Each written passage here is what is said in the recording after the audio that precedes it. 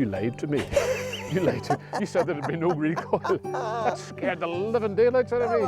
So that's an old railway track. It's a bit, piece of an old railway track. Very good. I think as far as I know, it's a bit of Killala railway track. Killala railway track. Just as well they closed the railway down, isn't it?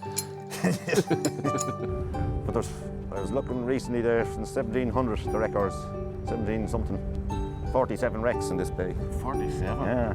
You're talking back in the days of sailing ships necessarily? Yeah. Do you want to see if our pistol will work? I think I'll let you do the pistol just in case. The 22nd of August 1798 was the eve of a bright harvest day, we're told. It was also the birthday of a certain Frenchman called Jean-Joseph Humbert, who had reached the age of 31. Now, I don't know how most young men celebrated their birthdays back in those days, but General Humbert, as we've come to know him, celebrated his by invading Ireland.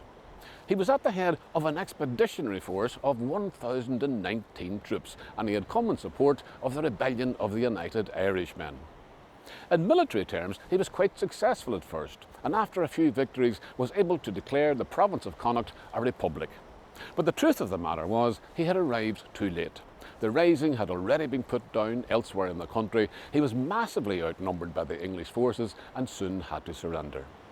Nonetheless, his exploits in this area are still referred to, over 2 centuries later, as the Year of the French. And the place where he first set foot on Irish soil has become almost synonymous with his ill-fated heroics. Welcome to Killala Bay in the north of County Mayo.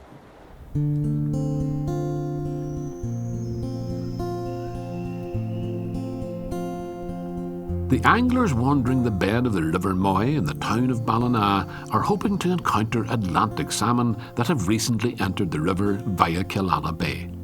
Both behaviours, the salmon migrating, the anglers fishing, have been going on in some form or another for countless generations.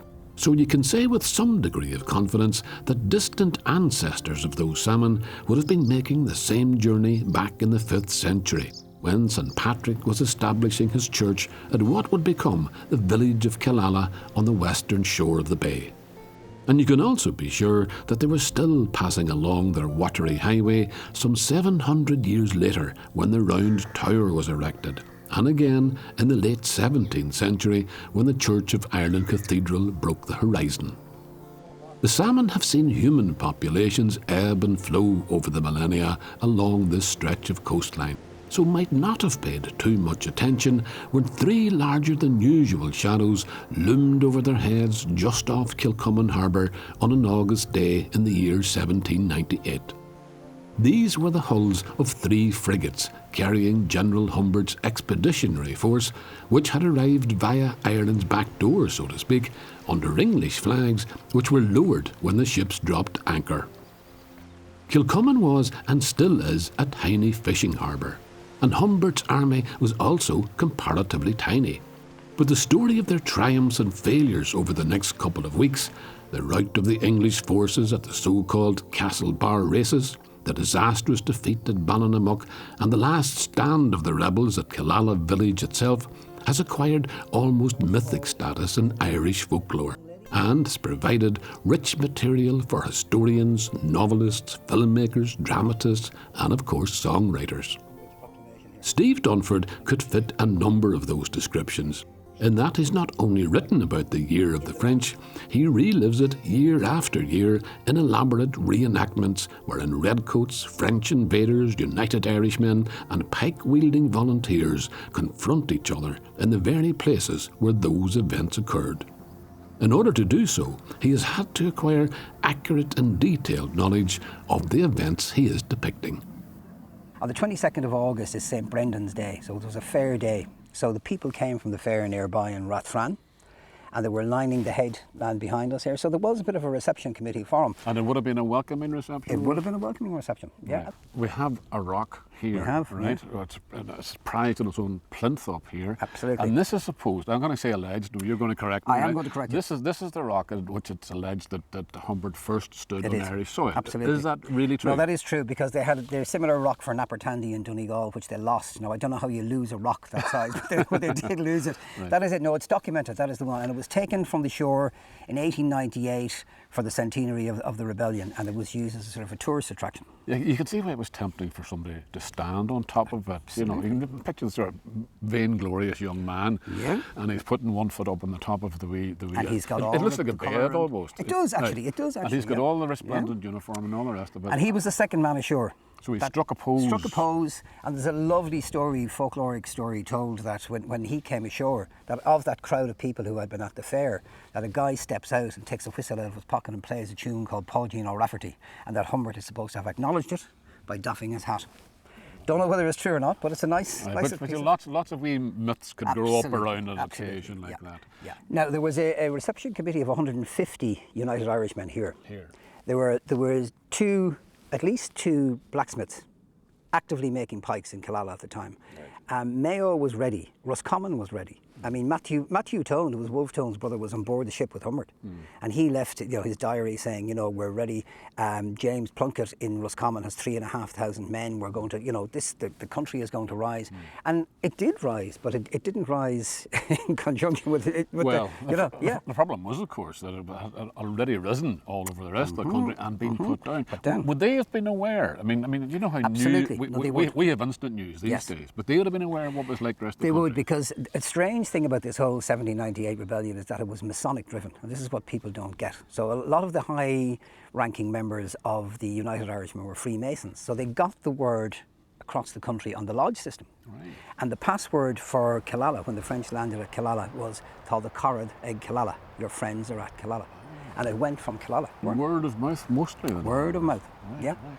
I mean, the outcome of it all, for Humbert himself and for a lot of his soldiers, I mean, they were prisoners of war and they were traded off. Yes, so he was repatriated and eventually had a career in America, as we know. Yep. But for the native Irish here, it wasn't a very pleasant prospect at all. I often think, and not anyway disparaging to the ordinary pikemen and things like that, but you had a lot of people like the Blakes and O'Dowdas who were very well-to-do and very wealthy Irish landowners.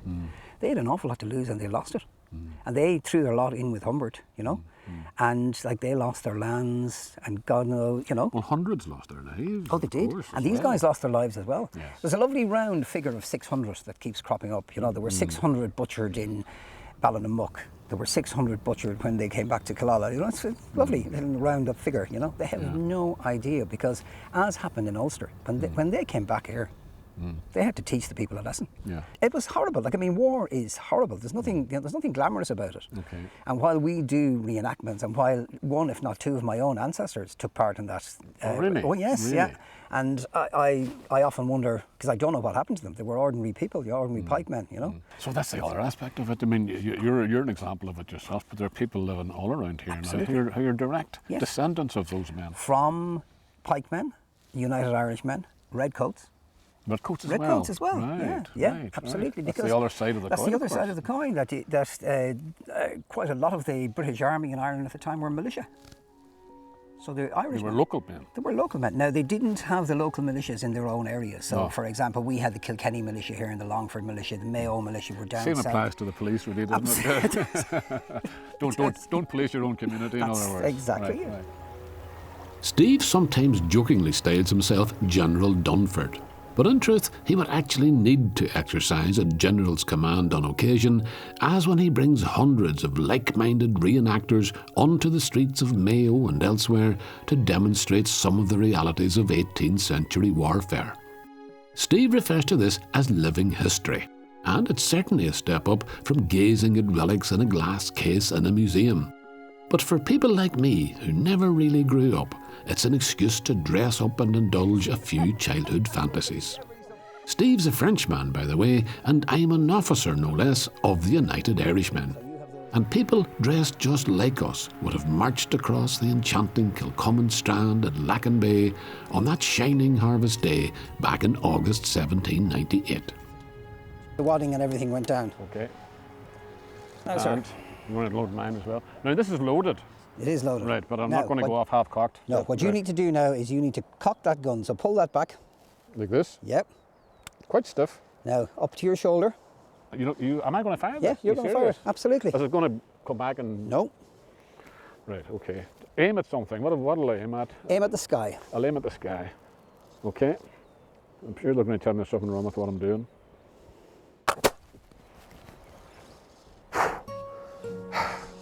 You lied to me. You lied to me. You said there'd be no recoil. That scared the living daylights out of me. Come on, there you go. Whoa. Do you want to see if our pistol will work? I think I'll let you do the pistol just in case. What do you think? I think you should have a go. Seriously? Yeah. Right. That's even heavier, naturally, than this. But, I mean, were these used in battle only at close quarters, I would imagine? At close quarters, there were, and it was normally officers that had those, or you know, people like yourself with a few bob, the gentry. Well, tell you what, if this doesn't work, we'll have to resort to the swords after To this. the cold here. steel. And they're still coming at us, right? Yep. So am I doing this right? You are Straight out in perfect. front of me?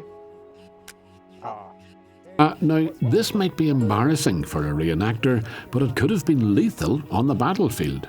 Such mishaps were frequent and gave rise to a whole range of expressions that we use in everyday speech without knowing, perhaps, that they originated from such antique weaponry. Steve tells me I could have been half-cocked, or I might be a skinflint, and there are others. So that's your cartridge, cartridge, right? You right. would have had a ball in that, right? Right. Like your little cannonball, as you said, Okay. right? So you bite the bullet. Okay. Right. Oh, that's biting Right? the bullet. That's biting the bullet, right? Right, right. You put some powder in here. Mm-hmm. You close your fizzle. Right. Now, the odd time you may have a problem where the little touch hole here, where the spark doesn't work and the powder doesn't go through, Right. and you'll get a little, which is a flash in the pan. Oh, that's what that That's comes where that from. comes from, Really? right. So a flash in the pan, I mean, it didn't amount to anything. No, absolutely. So it didn't fire. In Didn't fire. Right. So then you have your lock, stock, and barrel. That's where that comes from. Right. Lock- And then you In have- recognition of his ongoing contribution to Irish-French relations, in keeping alive the memory of this significant event in the history of both countries, and for his record of community involvement, Steve Dunford has this year been awarded the Médaille de la Jeunesse des Sports et de l'Engagement Associatif by the French government, a medal which is sometimes conferred on foreigners who have distinguished themselves in their chosen fields while bringing honour to France. Visitors from France, or anywhere else for that matter, who set foot in North Mayo for the first time will no doubt want to return with entirely peaceful intent. Because there's an extra dimension to natural light in this part of the world. There's sunlight, there's moonlight, there's starlight, and then there's Mayo light. More of which when we come back.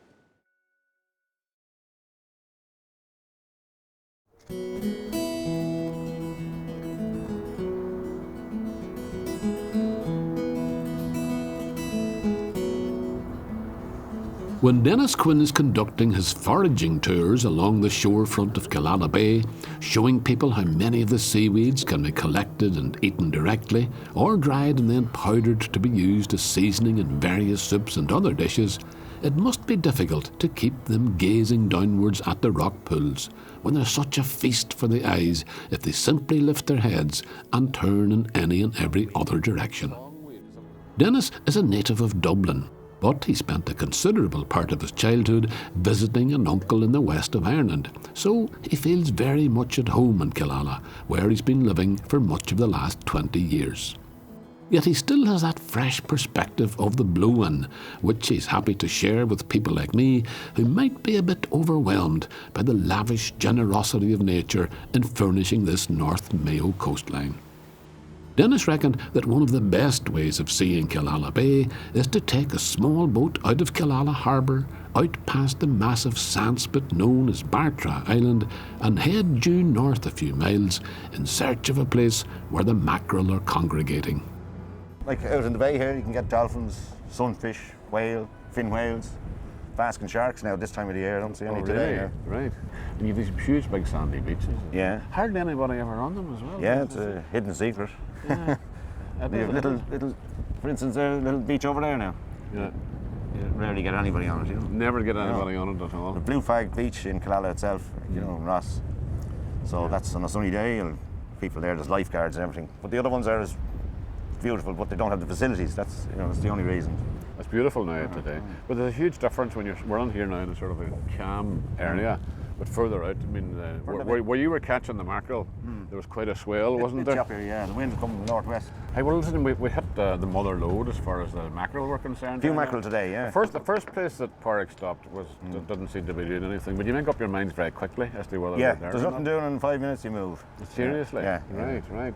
We usually get the mackerel first, load up with mackerel for the supper, of course, and then for bait.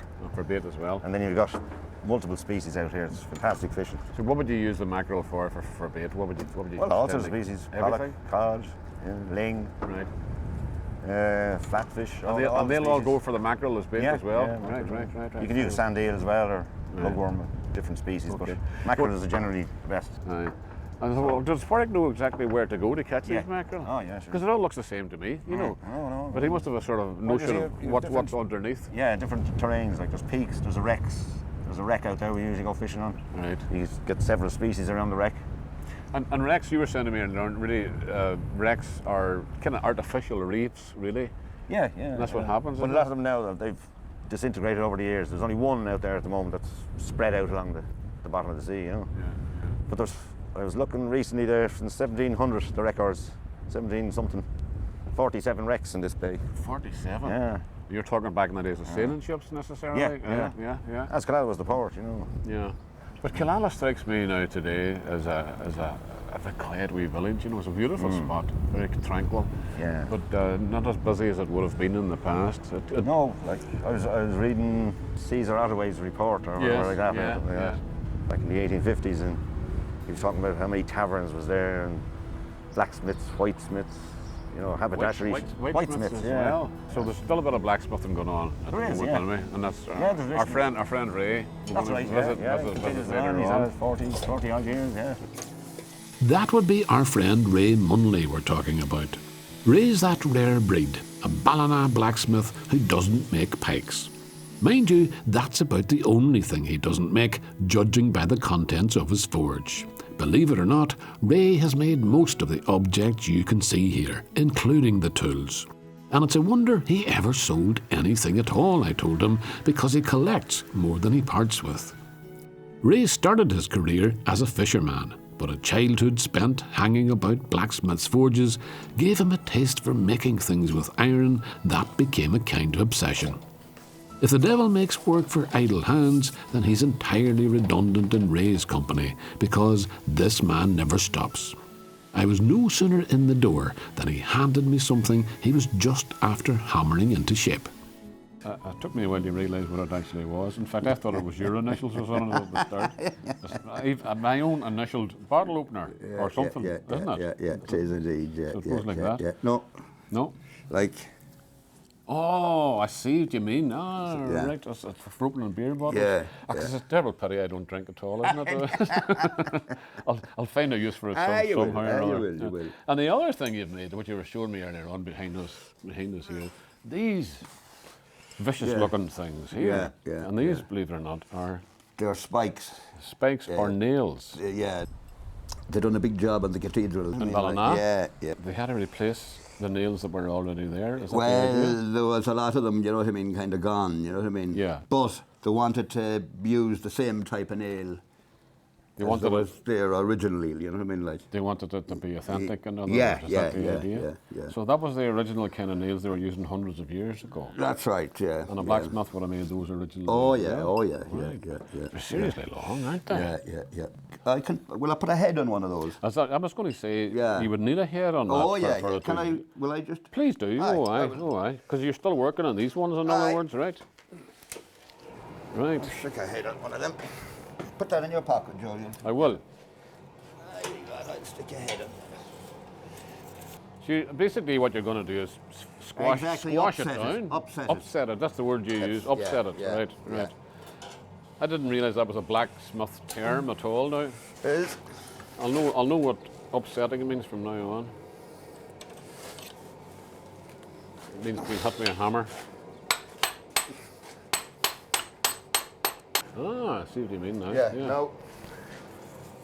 We'll flatten the head on it. Flatten it properly. See the little, the little sprinkler, Yeah. just to keep it. You know what I mean? Like, Just run it around like that. That keeps it from spreading too far. Yeah, and burning out too quick. I see. And it actually turns the coal to Right. coke. All right, the whole way down.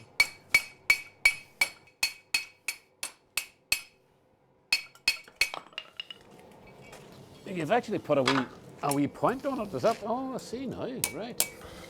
It's not too bad. Oh, boy. Good. Pleased enough with that one? Oh, yeah. And that's basically the same way that a man working back in medieval times would have made that. Oh, yeah, exactly yeah, the same yeah, way. yeah. Right. People done nothing else years ago. Only, just making nails. Making nails. I Yeah. suppose you get asked to make a lot of things. You do, yeah. And it takes a man for Yeah. a lot of explaining to tell you what exactly he means. You get a lot of guys explaining it's that long and it's That's this just wide. big. Yeah. Yeah. It's actually a very, very nice object in its own The right. thickest ones, there was other ones in. Yeah. And that would be driven on the full length as well. Yeah, well, I presume it'd be, what you call them, there'd be a starter hole. They started off I'd with. say so, yeah. And they had to go and get every single nail replaced in the cathedral. Yeah, in well, that it was tune. the end of the rafters. See, where the rafters were going into the walls. Yeah. Do you know what I mean? They kind of rotted away there, you know what I mean? Like, yeah. And they came to you, so the very man who loves very handy here, and he's going to do them. And how many did you actually end up making? it was a couple of thousand anyway. Seriously? Like, yeah. And every one of them made the way you made that one there. Yeah. It's just as well then that Ray Munnelly loves working with iron. Mind you, he also loves crab claws roasted over a coke fire. And, as I discovered, so do I.